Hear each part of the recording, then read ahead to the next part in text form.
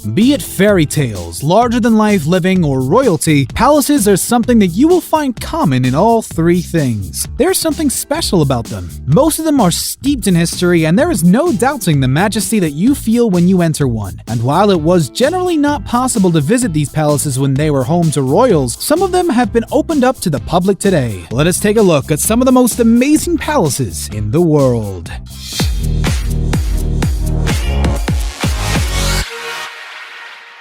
Number 12. Peterhof Palace. Palaces usually mean royalty, and royalty usually means opulence. And if you believe that to be true, a visit to the Peterhof Palace in Russia is a must. It was an intricately beautiful palace that was built as the seaside residence of the king. Sadly though, the Peterhof Castle was ruined during the World War II, but it has been carefully restored. One of the most amazing things about the Peterhof Palace are the fountains, and perhaps that is why it is also referred to as the capital of fountains. If you do happen to visit the Peterhof Palace, do not miss the lower park, the upper garden, and the main palace, as these are the places where you will get to see the most exquisite of things. Number 11. Mysore Palace. India has had the fortune of having many kingdoms over the years who took pride in the arts, and they love to make monuments. Almost all cities in India have some special monuments, and Mysore is in fact known as the city of palaces. But the most magnificent one is the Mysore Palace. Interestingly, even though the construction of this palace was started by the Whittiyars in the 14th century, there were many phases of construction that were commissioned by different rulers before the palace came into its current shape. The Mysore Palace is an interesting example of construction, as many architectural styles like Indo-Saracenic, Hindu, Muslim, Rajput, and Gothic can be seen on display here. The beauty of the palace is enhanced by a large garden, which is illuminated by more than 10,000 bulbs during the Dasara festival in the month of September. So, obviously, if you are planning a trip, that would be the time to go. Number 10. The Pena National Palace. What is interesting about the Pena Palace in Portugal is that it did not start out as a palace. In fact, it was built as a monastery in 1493 in the hills of Sintra, and for a long time it existed peacefully as one king after another took it under their protection. But then, the Lisbon earthquake of 1755 shook the monastery by its roots as it suffered severe damages. As reconstruction work took place, the ruins were transformed into a palace that is simply beautiful. The style used for the construction was Romanticism, and perched on quite a height, it can be seen from miles away, especially on clear days. The palace is an exquisite work of art, and is today a UNESCO World Heritage Site. Number 9. Schönbrunn Palace. When it comes to beautiful cities, Vienna is a name that crops up very often, and one of the things that adds greatly to the beauty of the city is the Schönbrunn Palace, one of the most popular cultural monuments in the city. The palace was built between 1696 and 1712, and there are a mind-boggling 1,441 rooms in it. The palace is set with a beautiful sculpted garden in front, which enhances its beauty. The Schönbrunn Palace is a very popular tourist site as well. The majestic palace is an awe-inspiring sight for sure. Number 8. Summer Palace. How often have we joked about the lack of space in modern cities? But if you ever happen to chance upon the Summer Palace in Beijing, you will definitely get a new definition of space. It is built over an unbelieving area of 2.9 kilometers. Imagine that! The Summer Palace was built in 1750 as a resting place of the rulers of China, and later on it became their main center. There are over 3,000 man-made ancient structures that can be seen inside the palace. And as a palace that large would definitely have, there are many gardens and places of interest that one can visit. The Royal Garden is one such, and not just the palace, but the natural beauty surrounding it makes it one of the most visited palaces in China. Number 7. Château de Versailles. It is usually a good idea to not disturb things too much when they are doing good. But such was the charm of the Château de Versailles that it prompted the King of France to shift his entire capital from Paris to Versailles. Of course, there was probably other reasons as well, but it doesn't hurt to exaggerate a little, does it? The Château de Versailles was built originally as a hunting lodge but later on became an opulent palace. Sadly though, during the French Revolution, many parts of the castle were damaged during the storming by peasants. But even then, visitors can still get a taste of the magnificence that the king and his court lived in. The Hall of Mirrors, state apartments, private apartments, and fashionably done-up grounds can still be seen here along with the Opera de Versailles, which is probably one of the most amazing opera houses today.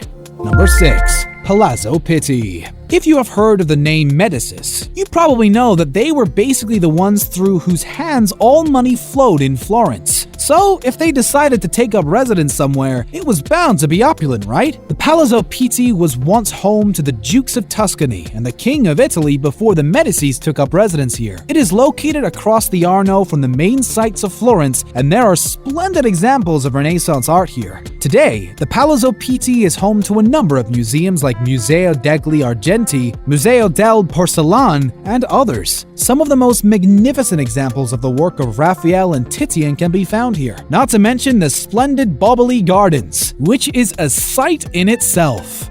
Number 5. Windsor Castle. When it comes to castles, you usually think of them as abandoned places which have more often than not been turned into a museum. Not so for the Windsor Castle though, as it is the largest inhabited castle in the world. The royal family have been living here since the Middle Ages. The construction of the Windsor Castle began in 1070 AD, and it has grown and developed over the years under the many rulers of Britain. There is a very well-maintained garden outside the castle which actually makes the castle appear very grand. Oh, and if you time your visit carefully, you can also see a change of guards here.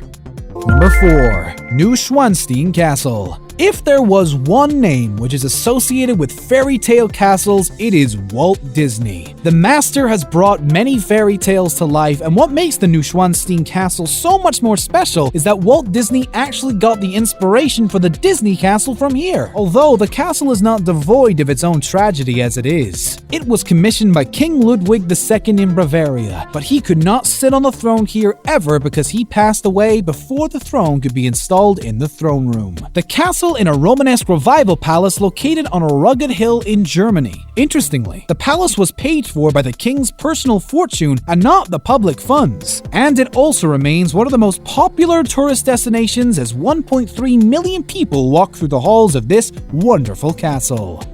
Number 3.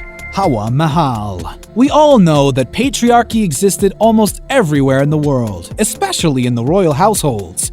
Which is why whenever we come across some example of men being thoughtful towards women, it makes the world look like a much better place. And one such example is the Hawa Mahal in Jaipur, India. Apparently, it was constructed in 1799 in such a way as to allow fresh air to come inside for the benefit of the women of the royal family. They could also observe the activities on the streets below thanks to the architecture. Another amazing thing about the palace is that it is pink in color and is said to resemble the crown of Krishna, one of the major gods in India. Each floor has overhanging windows with intricate lattices, and the servants used to throw water on it to cool the air. The entire facade of the Hawa Mahal is pretty intriguing, and one can spend a long time staring at this fascinating building.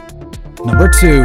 Hohenzollern Castle. If you thought that castles are supposed to be found in fairy tales, a look at the Hohenzollern Castle in Germany might very well make you think that fairy tales can be found in the real world. The palace is built on top of a wooded hill and was completely destroyed and restored twice. The castle was rebuilt with opulent furnishing right down to the flashy doorknobs which resemble dogs and peacocks. The architectural style of the Hohenzollern Castle is neo-Gothic, and it has turrets and towers as well, which make it a really impressive view. Being on top of the hills, the castle is at times surrounded by clouds, which make it look just magical. And if you do visit, you can see the Prussian royal crown and also enjoy a meal at the restaurant located inside.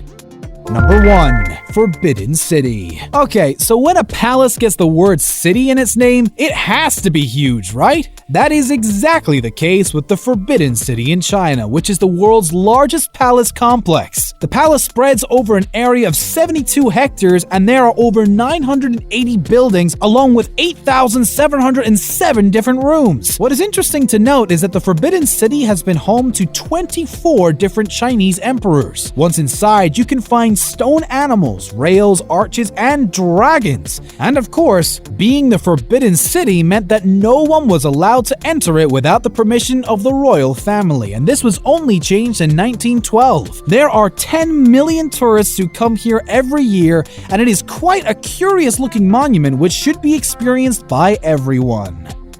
We hope that you felt enchanted by these amazing palaces. And if you have ever had the opportunity to ever visit these palaces and walk through their halls, do let us know what the experience was like in the comments section below. And do remember to subscribe to our channel to get the latest updates on all of our videos.